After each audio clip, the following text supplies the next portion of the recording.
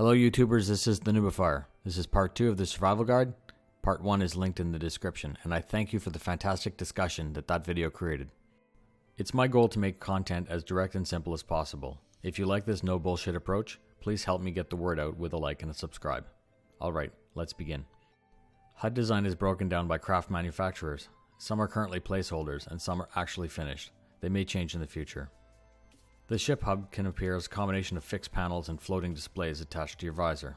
Some, like the P-52, take almost no real estate whatsoever, and some, like the Constellation Andromeda, cover the entire screen.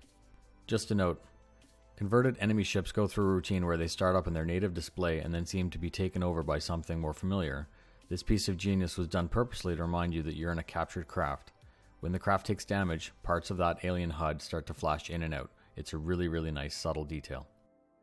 All HUDs, regardless of manufacturers, can be interacted with keyboard commands and also with the free look command. You can alter items with the HUD key by first using home to flip into the menu, arrows to navigate, and then enter to toggle items on and off. When you do this, you're going to lose control of your ship, so you should do this before you get into combat. If you're in a multi-crew ship, you should really let someone else do this. This is the whole point of having multi-crew. You can also interact with all the panels by using free look, which by default is left alt. If you're a keyboard and mouse user, this is way easier to adjust everything. There's nothing more immersive than pushing virtual buttons with virtual fingers in a virtual cockpit, so this is probably the best experience overall. If you're a HOTAS user, you may have to grab some mouse and keyboard to make these changes. Most of these functions can be bound directly to your hat switches. The best place to try all this out is in free flight, so you can play with it and see how it all works. All HUDs have 4 basic pages that you can access with the function keys. Overview, Weapons, Power, and Shields. Use F1 to 4. Hit F1 to display the overview.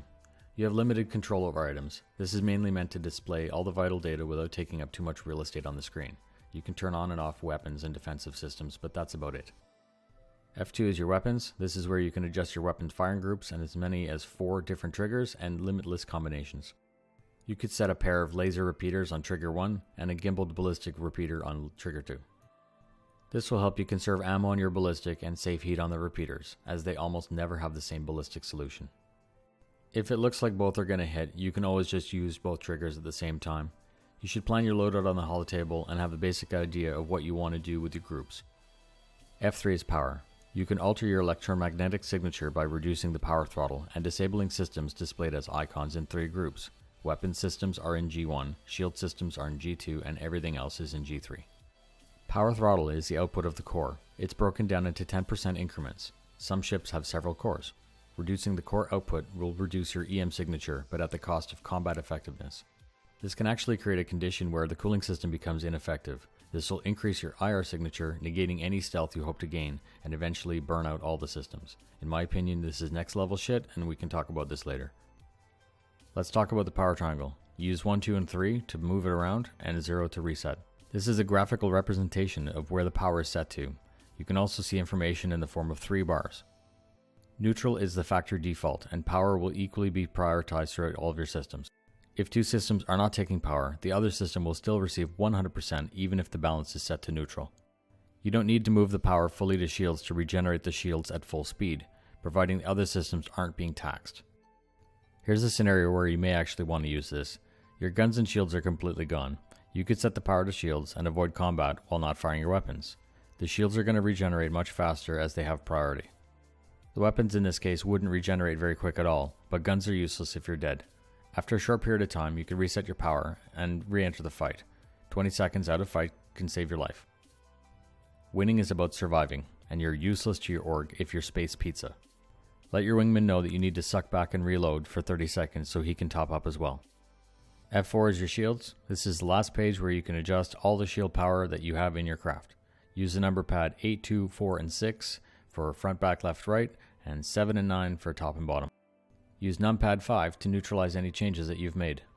Ships come with different shield locations. Something like a Mustang only has shields displayed front and back. That doesn't mean that there's no shields left and right, just that the shield control is generalized front and back.